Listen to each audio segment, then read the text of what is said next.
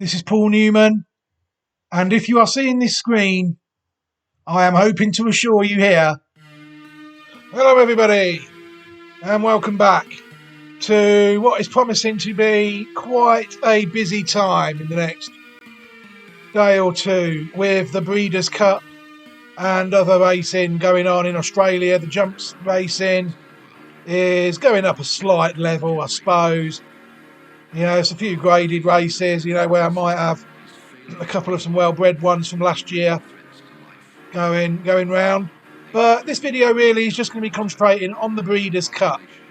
What I've done is I've got YouTube basically allows me to put the form of 5 horses in videos via cards. So what I can do is, if I've got no more than 5 horses running for me, I can whack something together in this fashion, run through all the runners, and then as I'm talking about the runners, by the miracle of science, a card advertising you to the video I made on the horse, so you can look at the pedigree of it, etc., will appear. It's not really a preview of any races as such, just a preview of the horses identified in Classic Watch 2023. All 2-year-old races tomorrow on one day, you see, on the Friday. We're going to split it into turf and dirt, because obviously the American Classics, we've got 3 colts and 4 fillies that we're going to move forward with at this stage, and I'll have to do 2 videos there, one with 3 and one with 4. But luckily in the turf, in the 3 races, we have 5 horses, so it's all worked out rather well. The first race at 7 o'clock at Keeneland, the fact that Classic Watch 2023 has got 2 horses going round in a 5.5 furlong race is slightly alarming, you have to say. You'll see the favourite there is the Wesley Ward trained Love Reigns by the Coolmore Stallion, US Navy flag. I think this is going to be an interesting race, this. The 2 I've got, Classic Watch 2023, is one of them obviously is our old friend, the Platinum Queen, winner of 4 of her 7 races and second in 2 of the others. This is a horse that has finished out of the first 2 once in 7 starts. You can't really knock Connections for sticking to 5 furlongs when they keep finishing in the first 2 of races. But they've up half a furlong here, and I think she'll thrive for it. Pedigree, she's quite... people can read about that in the card up there. I'm going to try and not go on about the pedigree as much. Try and keep the videos a bit shorter. If people want to look at the pedigree of the Platinum Queen, they can either do that, or they can look at the card that should be appearing now, roughly, or has just appeared. You'll see that she's a 7-2 shot, and she must have some sort of a chance. Whether it's a shame she's not going round at it's a shame that she's not going round at an each way price. The other one certainly is Mischief Magic, the Godolphin horse, trained by Charlie Appleby. I mean, rather worryingly for me, he was on record saying that he thought this horse was a sprinter. I heard him say that himself, which worries me, because I was hoping that it's a miler, and get it in the classics. But it doesn't look to be a route that they are going to go down at this stage, which is a shame, because I do like this horse, and whether it's going to be good enough tomorrow, you'll see that the ratings of our 2 are roughly the same. There's no standout candidate in this race. If people look at the 109, and there's the one there, 107, no fillies allowance. Fillies turning up with the £3, didn't they? I've just noticed that. Colleague of mine, Steve Allpress, very good friend of mine, and he's done some content with us over the years. He's on this. He don't like it, and a few fillies are coming to have a go. You see, despite Mischief Magic has to give fillies £3. You see, you'll see there's a lot of them run to about the same, around 100. So our well-bred ones, I'd be fairly confident that ours would improve. And I think if you look at them, there's evidence of that. Apart from that one run there, that's just flattened out a bit, maybe. Maybe that's just due to the opposition, who knows. But Mischief Magic, again, it's flattened out a bit, unfortunately. So they could be what they are. But I think they could both run quite well. Be interesting to see how they get on. We've also got 2 running for us in the 820, the turf race, the Breeders' Cup Juvenile Fillies Turf. One of them, as you will see, is the favourite for the race. Mediate, another one, a horse that in her 6 starts has not finished out of the first 2. We're identifying some good horses this year at 2, I think. Whether many of them are going to make classic horses is another question. Like I said, there's enough in the pedigree if people want to have a little look now to suggest that Mediate could well be a push a mile. But you can't knock her form at 2. Good to see him stepping up to a mile today. If she was to win this race, she would go down probably as well with Tahiro about commissioning.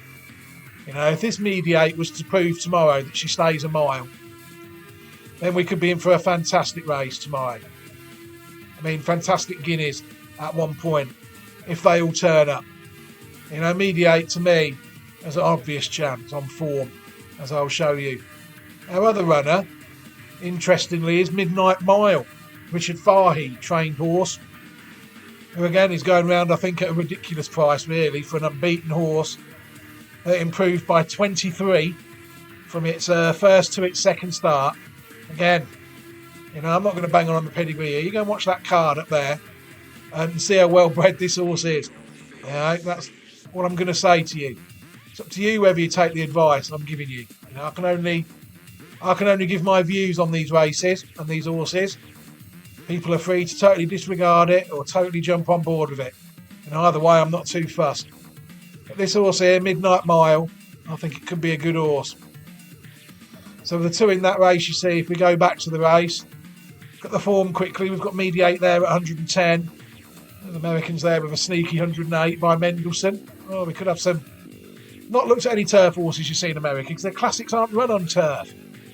But I know Mendelssohn's a good stallion, a well-bred horse. There's one by Tappet there. This could be a very interesting race. Very interesting race. It'll be interesting to see how the American turf horses get on here, because 3 or 4 years ago they brought in the turf triple. These American breeders, they like to win their races. They're bound to be breeding some turf horses somewhere along the line now.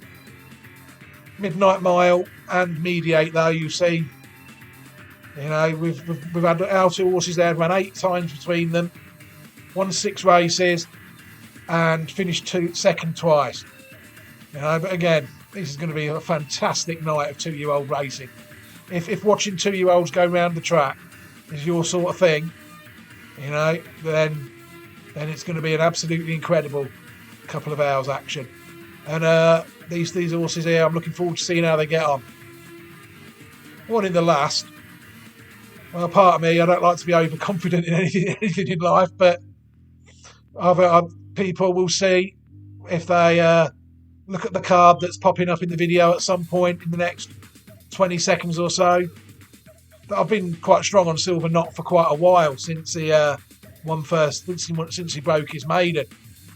When he won at Sandown, I was thinking, bloody hell, what we got here? He looked very impressive that day. Passed of a 3-horse race, followed at Doncaster, and then he won the Group 3 again. So he's a dual Group 3 winner. And he's on the form. He's got a bit in hand of some of these. The O'Brien horse, you see, I've not really followed that one. We'll take a look at Silver Knot's profile, though. Look, you see, that's where he took that step forward. Look of 13 from second to his third start. A flattish run there in that fast of the race. And then he improved again when he won the Group 3 at Newmarket. So he's got really 115, 116 is top class really at 2. Anything above 115 is decent. And 120, 125 is top class. This horse here could be set for a run of 120 tomorrow. If he takes this race out, he's 5-4 favourite to do so. Got a good record in the race, Godolphin, Modern Games. won it last year. So a couple of the others, you see, the Cornwall horse has been quite progressive. It's won a maiden, a listed race in Group 3. It's by the deep impact side, Saxon Warrior. It's one I've not latched onto for some reason. It's just not struck me as one. Or else it'd be on the list, wouldn't it? You know, the rest of them, you see, if you scroll down it, just looking purely at RPRs. You know, obviously there might be something in there that's bred to improve of the American ones. There's a Bolt Doro going down there, around there. It was a dirt horse, weren't he? You know, it'd be interesting to see how some of these get on. But to me, I've been looking forward to Silver Knot. I like him as a classic prospect, and it's good to see him striding them out in a race like this. Because Modern Games, he won the race last year, came out and won the French Guineas. So all being well, we could have 5 nice horses there. Right, all being well, I'll be back later on at some point. There'll be other content about over the next few days. Like I said, I've got a dirt video to do. Got to get some more Classic Watch possibles out. Colt's already up there. There'll be a Classic Watch 2023 playlist steer somewhere towards the end of this video, which is the only reason I'm banging on, really. You know, YouTube. I've always watched YouTube videos, and I've always thought to myself, shut up, get on with it. But I can see why they do it now, because sometimes it is quite necessary to do that. Excuse me, everybody. Right, with that cough, I will cut the video short. Take care, everybody, and you look after yourselves.